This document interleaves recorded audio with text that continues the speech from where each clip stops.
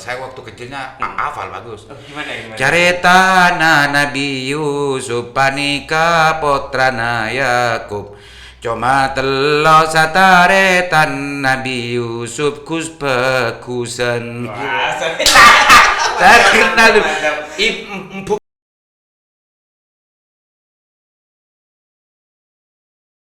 Assalamualaikum warahmatullahi wabarakatuh. Kembali berjumpa dengan saya Aliman Haris di acara Sandasan.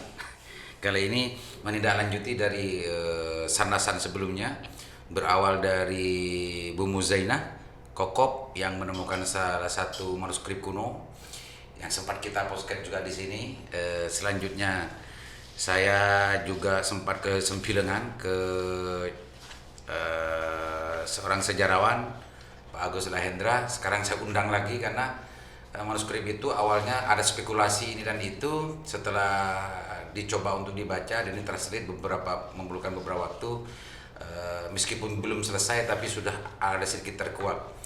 Untuk lebih jelasnya kita akan bicara dulu dengan yang sudah melakukan translate itu. Assalamualaikum Pak Agus. Waalaikumsalam warahmatullahi Halo Pak Agus.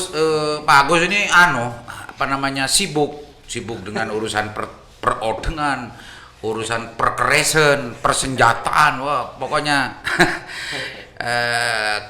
aktivitas kesehariannya itu penuh dengan sejarah-sejarah gitu Pak Agus ya. Amin. Pak Agus, kan sudah kenal semua, nggak usah saya kenalkan kan.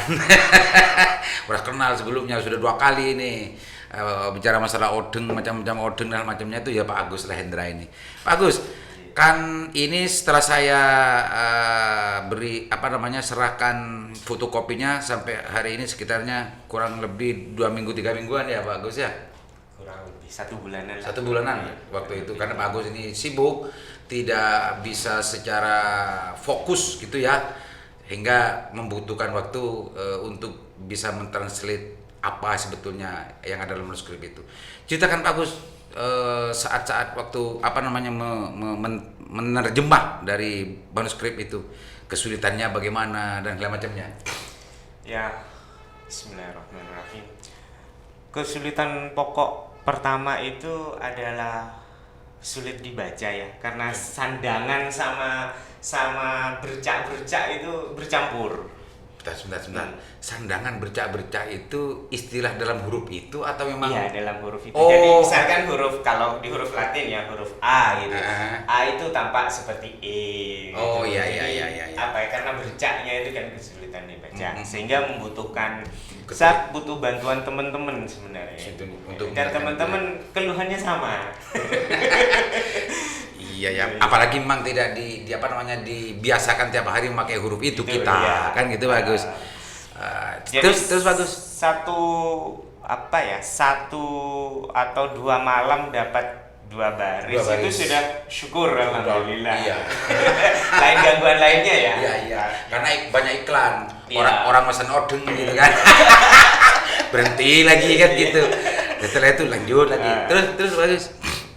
Ya akhirnya dapat kami translate alhamdulillah, berkat bantuan teman-teman juga beberapa kurang lebih beberapa lembar yang insya Allah sudah dapat terbaca lah bahwa manuskrip ini tentang Serat Yusuf.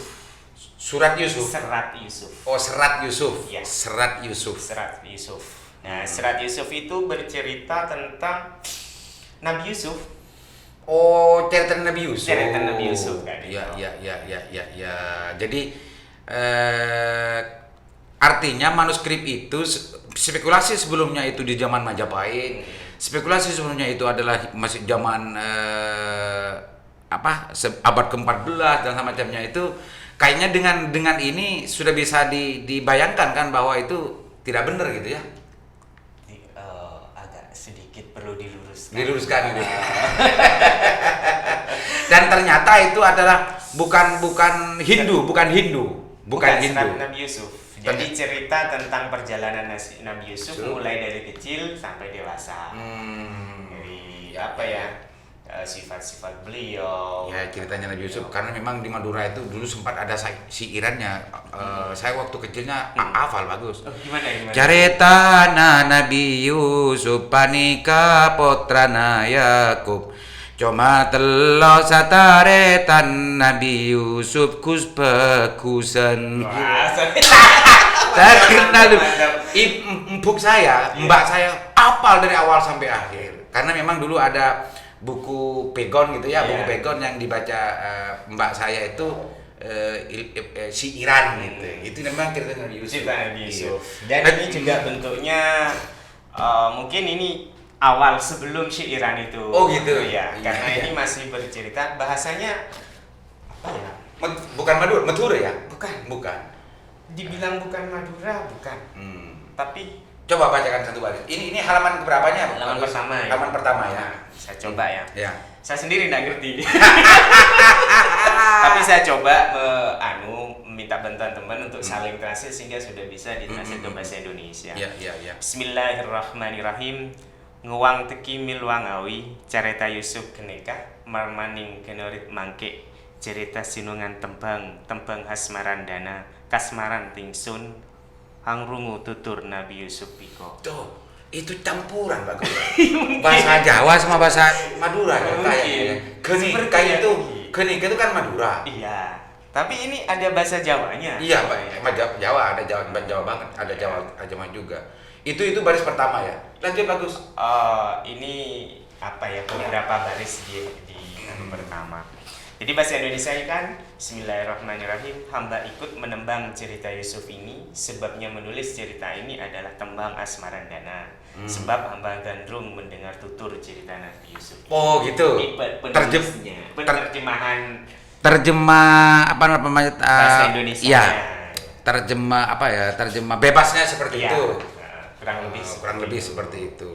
Gitu pemirsa. Ternyata di buku ini yang tulisnya keceret semacam ini yang sempat sudah diterjemah pemirsa. Lanjut bagus. Jadi begitu diterjemah sudah dapat beberapa terjemahan itu ternyata udah tentang Nabi Yusuf terkuat gitu ya. Sebenarnya cerita tentang Nabi Yusuf ini sudah lama, sudah ditranslitkan. Itu ada di Museum Emputan Tular Sidoarjo. Oh, sama manuskrip itu. Insya Allah titik beratnya sama, tidak alur cerita. Di sana ada juga manuskripnya yang ditemukan di Madura. Oh, itu ditemukan di Madura juga. Iya. Berarti manuskrip yang sama dong. Dan mungkin penulisnya juga beda ya kan? Pasti beda. Karena di sana mungkin kalau masuk museum itu kan tentunya asli. Oh gitu. Manuskrip aslinya, kalau ini kan fotokopi. Oh iya, enggak maksudnya. Ini aslinya kan ada juga. Ada bagus. ya. Kan ada di juga. Geger ya. Yang di Tramo. Dupo, Mumu Zainah di Dupo Mumu Zainah. Jadi kalau yang di Emputan Tular itu nomornya kalau nggak salah 20.129. Nomor apa itu? Nomor dokumennya. Dokumen ini tentang cerita Nabi Yusuf. Kalau ingin tahu yang lengkap lah, di sana sudah ada gitu loh. Jadi buat apa untuk? Ya. Enggak. Bagus kan memang di dunia itu dan banyak teman-temannya yang memang memfokuskan diri untuk mempelajari, meneliti dan macam masalah itu. Cerita Nabi Yusuf itu yang ada di Museum Emputan Tular itu dari awal sampai akhir gitu ya. Insya Allah. Dan itu dari mana dulu bagus? Madura juga. Tapi tepatnya saya tidak tahu. Sempat terlacak nggak penulisnya dulu? Enggak ya? Allah alam, saya belum. Cuma manuskrip itu sekarang ada di sana juga ada. Iya. Terus yang kedua bagus. Gimana? Coba baca. Yang kedua ini tidak lengkap. Karena tidak. Jadi Bismillahirrahmanirrahim ya awalnya itu. Iya. Oh ya memang. Ini enggak. Gak bisa pemirsa. Coba lanjutkan bagus yang sudah sempat ditulis ya. Tan kabakti tulas serik luputahing temangilo dulu apa ini baca dulu rening yang ketengong hakening hagama singga hakena hingdur sila tuduhan ning margahayu luputahing sarwa. Nah ini kayak titik selanjutnya tidak terdeteksi huruf. Jadi huruf-huruf yang ada di sini nih yang di sini bacaannya seperti itu setelah dirangkai dari huruf ke huruf ya. Ternyata muncul bacaan semacam itu. Dan bahasanya kalau saya dengar barusan itu kayak bahasa-bahasa mantra dulu. Mantra dulu kayaknya itu Agus. Tapi apa Madura bukan ya Gus ya? Iya, makanya sih. Hmm. Apa? Ini apa? Jawa juga bukan. Ini bahasa apa nih pemirsa? coba pemirsa perhatikan, akan dibacakan lagi sama Pak Agus. Barangkali ada yang tahu ini bahasa apa. Ini bahasa, bunyinya agak pelan Pak Agus biar biar orang tahu bahwa ini bahasa apa gitu Agus. Monggo Pak Agus, yang tadi dari awal Pak Agus. Singgi Nabi duta teki kaliwat sihi yang sukma muwah Nabi Yusuf riko handika niro yang sukmo mangke hing jroning Quran ya Muhammad renguniko ceritani Yusuf iko. Nah itu bahasa Jawa tuh. Nah, itu. Jawa itu. Iya, iya. Lanjut Bagus. Yang keempat ya. Yang keempat. Luwih becik iki sapuri talian nika kocaping jero sastra rekik hana wong kafir ring Mekah hang ucap ya Muhammad sun anggawah tulis teku hujarandi handi hiko. Oh, bahasa Jawa pemirsa. Ternyata ini bahasa Jawa, tapi bahasa Jawa yang kuno, bahasa Jawa yang apa itu ya, keratonan. Mungkin itu. masih keratonan ini. Keratonan kayaknya ini. Keraton ya. Kalau dari anunya keraton. Iya, ternyata manuskrip ini berbahasa Jawa, cuma bahasa Jawa yang inggil mungkin ya. Apa itu? Bukan ya? Mungkin. Tapi kalau dari ikonya ini Iya, ya kayak mirip-mirip bahasa Jawa yang paling halus gitu, yang paling halusnya bahasa Jawa dulu. Mungkin jangan-jangan ini memang dulu, apa namanya, peninggalannya para Sunan. wallahu a'lam. Ya, Wallahu a'lam. para Sunan.